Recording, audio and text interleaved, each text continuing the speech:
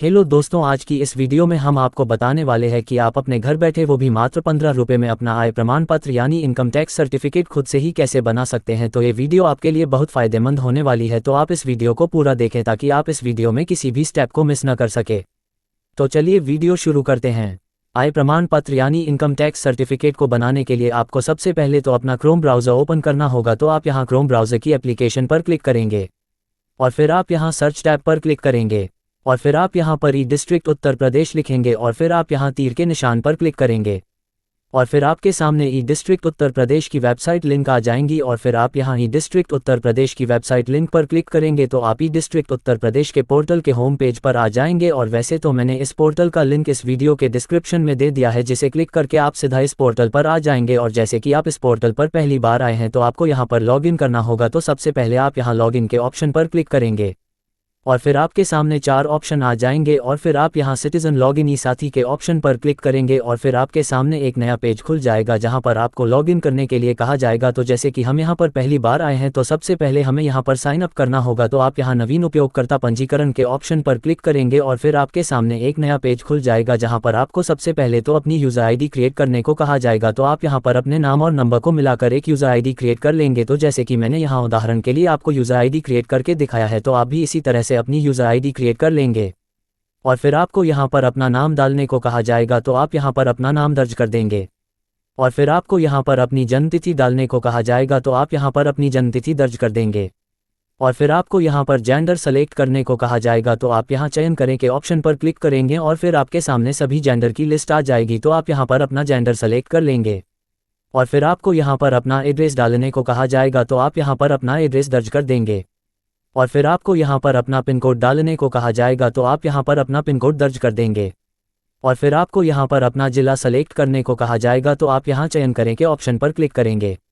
और फिर आपके सामने सभी जिलों की लिस्ट आ जाएगी। तो आप यहाँ पर अपना जिला सेलेक्ट कर लेंगे और फिर आपको यहाँ पर अपनी ईमेल आईडी डालने को कहा जाएगा। तो आप यहाँ पर अपनी ईमेल आईडी दर्ज कर देंगे और फिर आपको यहाँ पर अपना मोबाइल नंबर डालने को कहा जाएगा।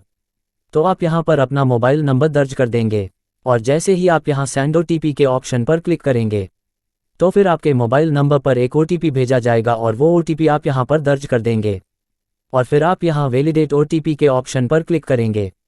और फिर आपको यहाँ पर अपना कैप्चा कोड डालने को कहा जाएगा। तो आप यहाँ पर अपने कैप्चा कोड को जैसा है वैसा ही दर्ज कर देंगे और इसके बाद आप यहाँ सुरक्षित करें के ऑप्शन पर क्लिक करेंगे और आप देखोगे कि हमने यहाँ पर अपनी यूज़र आईडी सक्सेसफुली क्रिएट कर ली है। और फिर आप वापस लॉगिन पेज पर आ जाएंगे और फिर आपको यहाँ पर अपनी यूज़र आईडी डालने को कहा जाएगा। तो आप यहाँ पर अपनी यूज़र आईडी दर्ज कर देंगे और फिर आपके मोबाइल नंबर पर एक ओटीपी भेजा जाएगा। तो वो ओटीपी आप यहाँ पर दर्ज कर देंगे और फिर आपको यहाँ पर अपना कैप्चा कोड डालने को कहा जाएगा। तो आप यहाँ पर अपने कैप्चा कोड को जैसा है वैसा ही दर्ज कर देंगे और इसके बाद आप यहाँ सबमिट के ऑप्शन पर क्लिक कर देंगे और फिर आप ई डिस्ट्रिक्ट उत्तर प्रदेश के पोर्टल पर सक्सेसफुली लॉगिन हो जाएंगे और फिर आप यहाँ आय प्रमाण पत्र के ऑप्शन पर क्लिक कर देंगे और फिर आपके सामने एक नया पेज खुल जाएगा जहाँ पर आपको अपना आधार ऑथेंटिकेशन करने को कहा जाएगा। और फिर आपको यहाँ पर सबसे पहले तो अपना आधार कार्ड नंबर डालने को कहा जाएगा। तो आप यहाँ पर अपना आधार कार्ड नंबर दर्ज कर देंगे और फिर आपको यहाँ पर अपना कैप्चा कोड डालने को कहा जाएगा। तो आप यहाँ पर अपने कैप्चा कोड को जैसा है वैसा ही दर्ज कर देंगे और फिर आपको यहाँ पर इसकी टर्म एंड कंडीशन को एग्री करने को कहा जाएगा। तो आप यहाँ पर क्लिक करके इसकी टर्म एंड कंडीशन को एग्री कर देंगे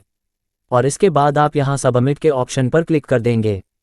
और फिर आपके मोबाइल नंबर पर एक ओटीपी भेजा जाएगा। तो वो ओटीपी आप यहाँ पर दर्ज कर देंगे और इसके बाद आप यहाँ सबमिट के ऑप्शन पर क्लिक कर देंगे और फिर आपके सामने एक नया पेज खुल जाएगा जहां पर आपको एक फॉर्म फिल करने को कहा जाएगा और फिर आपको यहां पर सबसे पहले तो अपना निवास क्षेत्र सेलेक्ट करने को कहा जाएगा। तो आप यहां पर अपना निवास क्षेत्र सेलेक्ट कर लेंगे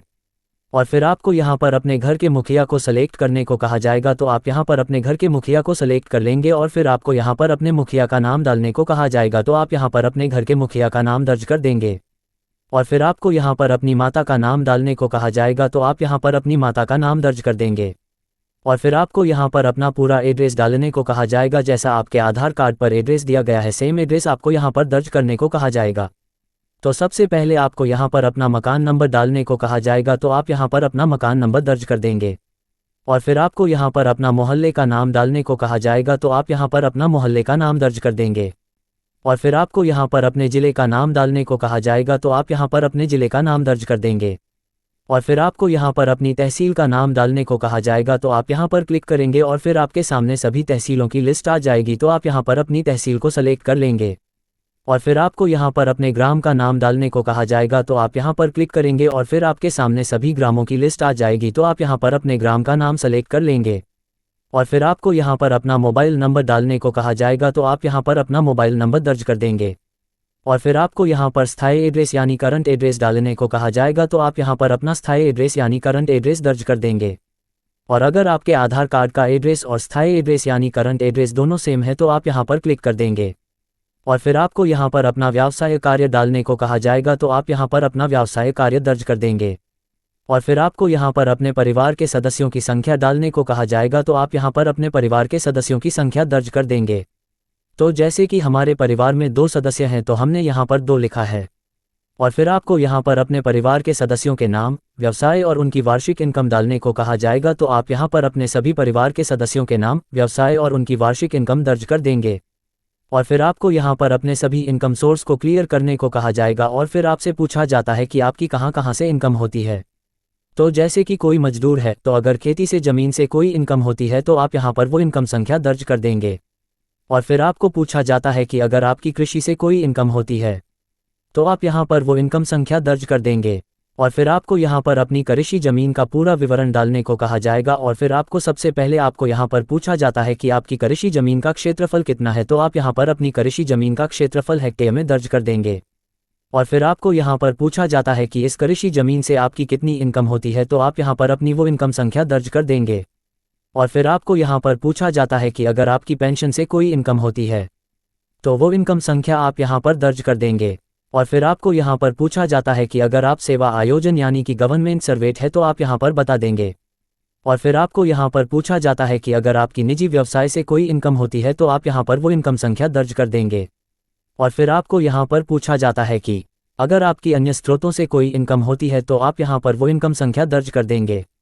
और फिर आपको यहाँ पर अपने परिवार की कुल वार्षिक इनकम डालने को कहा जाएगा, तो आप यहाँ पर अपने परिवार की कुल वार्षिक इनकम दर्ज कर देंगे और फिर आपको यहाँ पर पूछा जाता है कि क्या आपका इससे पहले प्रमाण पत्र जारी हुआ है, तो आप यहाँ पर नहीं लिख देंगे और फिर आपको यहाँ पर पूछा जाता है कि क्या आपने आवेदन शुल्क का भुगतान कर दिया है, तो आप यहाँ पर कर दिया है तो हाँ, नहीं किया है तो नहीं लिख देंगे और फिर आपको यहाँ पर अपनी फैमिली आईडी यानी राशन कार्ड का नंबर डालने को कहा जाएगा, तो आप यहाँ पर अपना राशन कार्ड का नंबर दर्ज कर देंगे और अगर आपका राशन कार्ड नहीं बना है, तो आप इसे छोड़ देंगे और फिर आपको यहाँ पर आप प्रमाण पत्र यानी इनकम सर्टिफिकेट बनवाने का कारण पूछा जाएगा, तो आप यहाँ विकल्प चुने के ऑप्शन पर क्लिक करेंगे और फिर आपके सामने सभी कारणों की लिस्ट आ जाएगी, तो आप यहाँ अन्य के ऑप्शन को सेलेक्ट कर लेंगे और फिर आप यहाँ पर आवश्यक कार्य हेतु लिख देंगे और फिर आपको यहाँ पर अपने 3 डॉक्यूमेंट्स डालने को कहा जाएगा। तो सबसे पहले आपको यहाँ पर अपनी फ़ोटो को सेलेक्ट करने को कहा जाएगा, तो आप यहाँ चयन करें के ऑप्शन पर क्लिक करेंगे और फिर आपके सामने सभी डॉक्यूमेंट्स की लिस्ट आ जाएगी। तो आप यहाँ सबसे पहले फ़ोटो के ऑप्शन पर क्लिक कर देंगे और फिर आप यहाँ चूज़ फाइल के ऑप्शन पर क्लिक करेंगे और फिर आप अपनी गैलरी से अपनी एक 40 KB की पासपोर्ट साइज फ़ोटो को सेलेक्ट कर लेंगे और फिर आप यहाँ अपलोड के ऑप्शन पर क्लिक कर देंगे और फिर से आप यहाँ चयन करें के ऑप्शन पर क्लिक करेंगे और फिर से आपके सामने सभी डॉक्यूमेंट्स की लिस्ट आ जाएगी। तो आप यहाँ स्वप्रमाणित घोषणा पत्र के ऑप्शन पर क्लिक कर देंगे और इस डॉक्यूमेंट्स का लिंक मैं आपको इस वीडियो के डिस्क्रिप्शन में दे दूंगा, जिसे क्लिक करके आप डाउनलोड कर लेंगे और फिर आप इसे प्रिंट कर लेंगे और फिर आप यहाँ लिख देंगे और फिर आप यहाँ पर लिख देंगे और इसके बाद आप यहाँ पर अपने सिग्नेचर कर देंगे और फिर आप इस डॉक्यूमेंट को स्कैन कर लेंगे और फिर आप यहाँ पर चूज़ फाइल के ऑप्शन पर क्लिक करेंगे और फिर आप अपनी गैलरी से इस घोषणा पत्र का 50 KB साइज का डॉक्यूमेंट सेलेक्ट कर लेंगे और फिर आप यहाँ अपलोड के ऑप्शन पर क्लिक कर देंगे और फिर से आप यहाँ चयन करें के ऑप्शन पर क्लिक करेंगे और फिर से आपके सामने सभी डॉक्यूमेंट्स की लिस्ट आ जाएगी। तो आप यहाँ अन्य के ऑप्शन पर क्लिक करेंगे और फिर आपको यहाँ पर अपना आधार कार्ड का नंबर डालने को कहा जाएगा, तो आप यहाँ पर अपना आधार कार्ड का नंबर दर्ज कर देंगे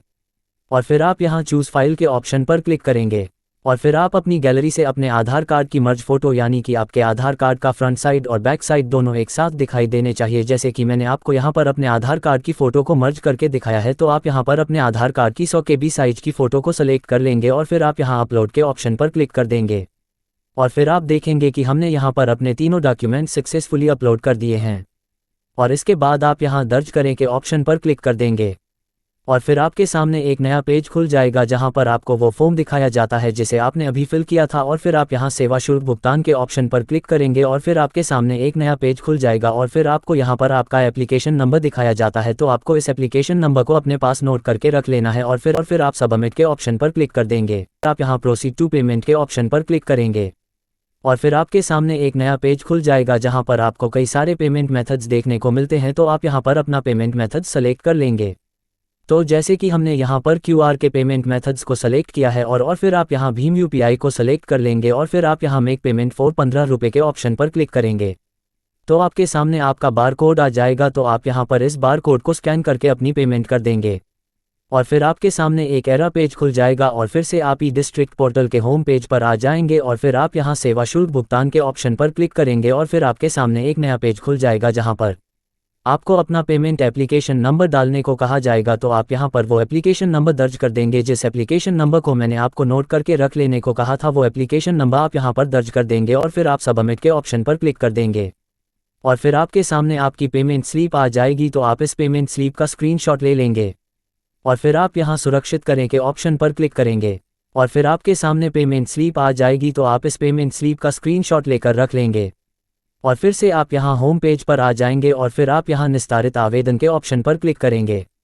और फिर आपके सामने एक नया पेज खुल जाएगा जहां पर आपको पूछा जाता है कि आपने किसके लिए आवेदन किया है। तो आप जैसे कि हमने यहां पर अपने आय प्रमाण पत्र के लिए आवेदन किया है तो आप यहां इनकम के ऑप्शन पर क्लिक करेंगे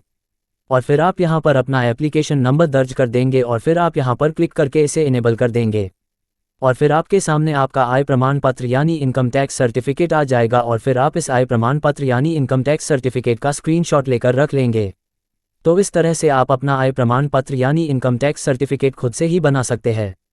और अगर आपको कुछ न समझ आया हो तो वो आप नीचे कमेंट में लिख कर पूछ सकते हैं और आपको जिस भी टॉपिक पर वीडियो चाहिए वो आप नीचे कमेंट में लिख सकते हैं। और अगर आपको यह वीडियो पसंद आई हो तो आप इस वीडियो को लाइक करें और ऐसे ही नई नई वीडियो को सबसे पहले देखने के लिए चैनल को सब्सक्राइब करें। आप सभी को वीडियो पूरा देखने के लिए धन्यवाद।